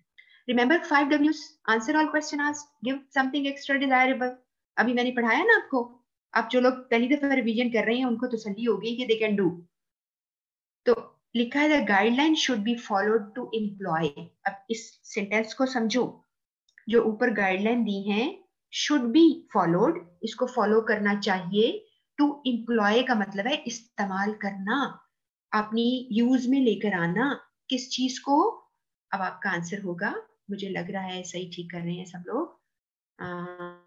जी, क्वेश्चन नंबर 2 का आंसर है सी। बिल्कुल सही, बिल्कुल सही, परफेक्ट। ठीक है, अभी आपने पढ़ा तो है। तीसरा सवाल, use vivid image building words, the sentence makes you recall. अब आप ये नहीं सिर्फ कि मैं इस वक्त करा रही हूं तो आपको फौरन समझ तो आ रही है, आगे सेंटेंसेस की लैंग्वेज भी समझो कि use vivid clear image building word, जिससे कि तुम्हें दिखाई दे सब कुछ। सेंटेंस ये जो मैंने बोला है अभी, वो कहता है makes you recall. Recall mean तुम्हें क्या याद दिला रहा है, तो तुम क्या कहोगे? क्या चीज याद दिला रहा है? आपने सही आंसर आपका आ रहा है जी, बिल्कुल सही है। आप कह रहे हो 3A, बिल्कुल सही, ए आंसर है। Which is what? कॉन्क्रीटनेस। ठीक है, जब आपने vivid image building word use करोगे, फैक्ट्स एंड फिगर यूज करोगे, तो वो कॉन्क्रीटनेस की मिसाल है। ऐसे ही आपको पेपर में आता है। अच्छा, आगे सवाल है, a subordinate makes certain mistakes in the report because he failed to understand the instructions of the senior. ठीक है, subordinate makes certain mistake in the report because he failed to understand the instruction of the senior. In the evening, the subordinate receives an email from the senior. The email is replete mean भरी पड़ी है, with scolding। scolding होता है डांटना, झाड़ करना किसी की बहुत गुस्से से। इसके लिए एक और लफ्ज हम इस्तेमाल करते हैं, रिब्यूकिंग। ठीक है, REBUKING, रिब्यूक, स्कोल्ड, किसी को डांटना। कहते हैं जैसे पेरेंट्स कभी स्कोल्डिंग हो ही जाती है, स्कोल्ड करते हैं। तो उस वो रिप्लीट ईमेल भरी पड़ी थी डांटने से, एंड ह्यूमिलिएटिंग रिमार्क्स, ह्यूमिलिएटिंग शर्मिंदा करने वाले remarks. Relating the situation, select the most appropriate statement. अब ऊपर वाली जो सिचुएशन है उसको देखते हुए आप अपनी स्टेटमेंट को पिक करें कि अब क्या जवाब है आपका। जी, मैं 4th का जवाब देख रही हूँ, 4B मुस्कान कह रही है। और किसका जवाब और आया है? अली असकर भी 4B कह रहे हैं, नाइला रजाक 4B कह रही हैं। अच्छा, ठीक है, तो बी क्या है जी? The email reflects the lack of courtesy in written communication, जबकि बिल्कुल सही है। और बाकी लिखा है email send by senior exactly what the subordinate deserved. पहली लाइन का पता क्या मतलब है? कि ईमेल जो भेजी उसने, वो एग्जैक्टली सबऑर्डिनेट डिजर्व करता था, वो इसी चीज का मुस्तहिक था, उसको डांटा जाए, उसको बुरा कहा जाए। और तीसरे में लिखा है situations like the one given above is inevitable in all organization, कि तमाम ऑर्गेनाइजेशन में ऐसी सिचुएशंस, इनएविटेबल का मतलब है नागुजीर हैं, होके रहती हैं, जरूर होंगी। और instead of sending email the senior must have punish the subordinate, और उससे भी खतरनाक बात लिखी हुई है कि ईमेल भेजने की बजाय उसको पनिश करना चाहिए था। कहता कान पकड़ लो, है ना। ये तो बिल्कुल ही गलत बात है। तो यहाँ पर क्लियर हो गया आपको कि द आंसर इज बी। तो ये सवाल थोड़े थोड़े मैंने इसको कॉम्प्लिकेटेड थोड़ा सा किया हुआ है, लेकिन इतने खैर ये भी इट्स नॉट दैट वन, आपको आना चाहिए। पांचवा सवाल है the which statement is accurate about 7 C's of communication? The effective communication principles can be applied to oral communication only. Statement कौन सी accurate पकड़नी है? 7 C's can be applied to written communication only. 7 C's can be applied to verbal communication only. None of the above. अच्छा, क्या जवाब है आपका? 5 का answer C, बिल्कुल सही। वर्बल में आपके पास सारा कुछ आ जाता है, रिटन, स्पोकन, वर्बल है ना विद वर्ड्स। नॉन वर्बल पे तो अप्लाई ही नहीं होता 7 C's, आपने लफ्जों का इस्तेमाल है। ठीक है, तो आंसर आपका सी, वर्बल इज विद वर्ड्स, चाहे रिटन हो चाहे ओरल हो। आगे यदि student GMAT scores are higher, which of the 7 C's can be applied to improve the statement? Completeness इसको पूरा ठीक करेगी, कंसिडरेशन करेगी, क्लैरिटी करेगी, कॉन्क्रीटनेस करेगी। इस स्टेटमेंट को कौन से वाला 7C बेहतर करेगा? 6 का आंसर क्या है जी? चेक कर लेती हूँ। आप कह रहे हैं 6D और मुझसा कह रहे हैं 6C। 6C नहीं, इसका आंसर है डी। आपको मैंने अभी सिखाया है कि जब आपने किसी चीज के स्कोर वगैरह बताने हो या किसी चीज की मेजरमेंट बतानी हो, वहां पे कॉन्क्रीटनेस होती है। ठीक है, स्कोर आप बता सकते थे ना, कितने % हायर है, ठीक है, आप बता सकते थे, स्टेटिस्टिक्स दे सकते थे। इसलिए कॉन्क्रीटनेस डालने से क्लियर होना है। ये आप सिर्फ खाली क्लैरिटी नहीं है, इसमें कॉन्क्रीट डालोगे तो क्लियर होगा। ठीक है, समझ गए बात को? तो ये हो गया आपका। और सातवां और आखिरी सवाल है जिसमें लिखा है आफ्टर आवर ये perusal of pertinent data, the conclusion is that the lucrative market exists for the subject property. The sentence lacks, अच्छा एक मिनट, यहाँ पर ये ए नहीं है, ये सवाल है। आपने आपने इसमें से ए बी सी में से चुनना है। The sentence is ambiguous because of use of unfamiliar words. The sentence is not courteous. Both A and B. कौन सा ठीक जवाब है? आपके 3 चॉइसेस हैं इसमें। चेक करती हूँ। 7 का ए आंसर है, अली असकर कह रहे हैं।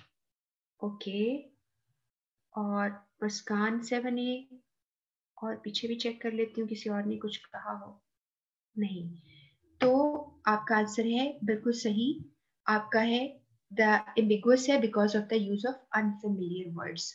आपने यहाँ पर सही तौर पे बताना था, कॉन्क्रीट लैंग्वेज देनी थी। कर्टियस का इसका ताल्लुक ही कोई नहीं है, क्योंकि लफ्ज थोड़े मुश्किल यूज हुए हुए, ये हटा मफी की बुक में यूज हुए थे कि आपका डेटा हमने स्टडी किया है, पेरुसल ऑफ पर्टिनेंट डेटा, जो है। अच्छा, आई एम सॉरी बच्चों, एक मिनट है, जो ये सही था, ये मैंने इसको जो पहले था वो ऐसे ही था।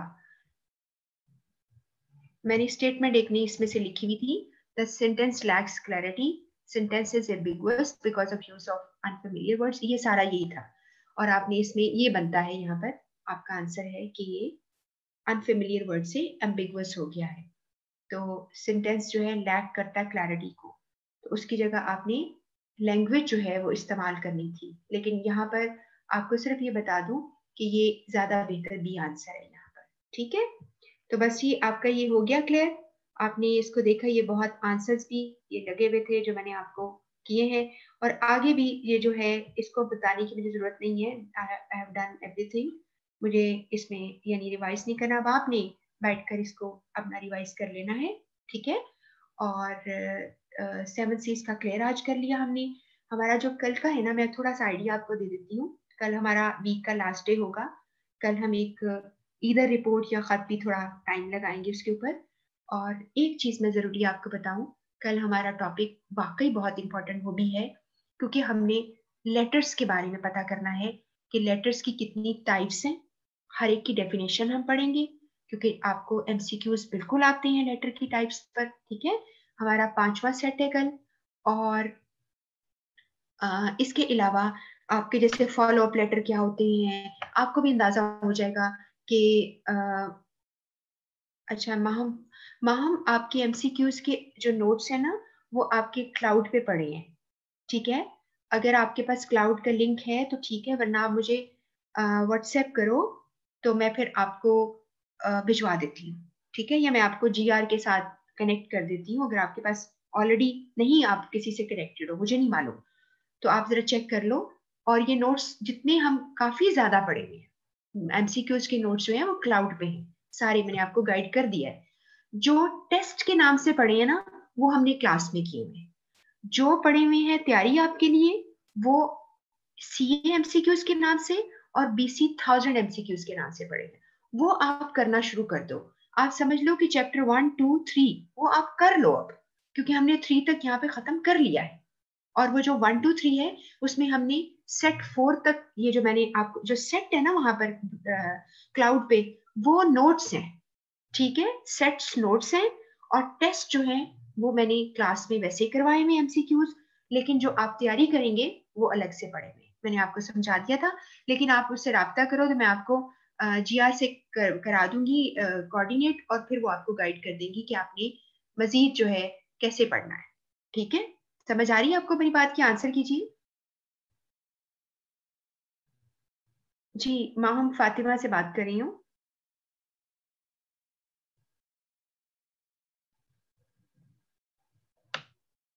ठीक है, तो आप, आपके पास मेरा नंबर है ना, या आप, या ग्रुप में हो आप पहले से?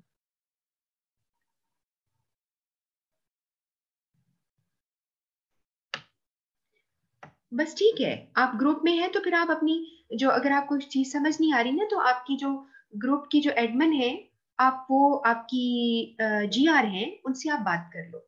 ठीक है, वो आपको बाकी सब गाइड कर देंगे।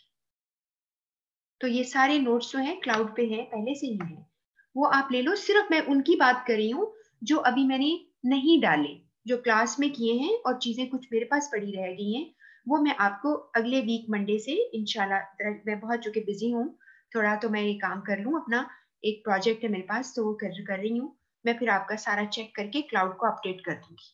ठीक है, और उसमें जितने फॉर्मेट ऑफ लेटर्स हैं उनको ध्यान से देखिए। अभी मैंने लेटेस्ट भी सवाल करवाया था, पिछले से पिछले शायद वीक, वो भी मैंने रख दिया था फौरन। आप अपनी जो जीआर है, वैसे आजकल मुस्कान मेरे ख्याल इसको देख रही हैं, इससे पहले अलीना थी, शायद वो भी आपके लूप में हो, मुझे नहीं मालूम है, आप उनसे भी राब्ता कर लो। ठीक है, और वो जो मेल जितने भी स्टूडेंट हैं, बॉयज आप मुझे सुन रहे हैं, आपको कोई अगर एम्बिगुटी है तो चेक कर लें अपने सीआर के साथ, और अगर वो आपके नहीं आपको होते तो फिर आप मुझे कर दे, क्योंकि मैं तो डेली बेसिस पे लोगों के मैसेजेस देख रही होती हूँ। सिर्फ एक आध मैसेज कोई आया हुआ है उसको मैं अभी चेक करती हूँ, कोई सवाल शायद किसी ने पूछे हुए तो मैं चेक करके उसके आंसर कर दूंगी। ठीक है जी, बस ये खत्म हो गया है। और अपना बहुत ख्याल रखिए, पढ़ाई कीजिए। कल मिलेंगे, कल का टॉपिक भी बहुत इंपॉर्टेंट है। लेटर्स के बारे में पूरी राय में हम पढ़ेंगे कि लेटर्स हैं क्या, और उसके बारे में एमसीक्यूज के हवाले से सारा हम स्टडी करेंगे। ठीक है, तो कल मिलेंगे इंशाल्लाह। अल्लाह हाफिज।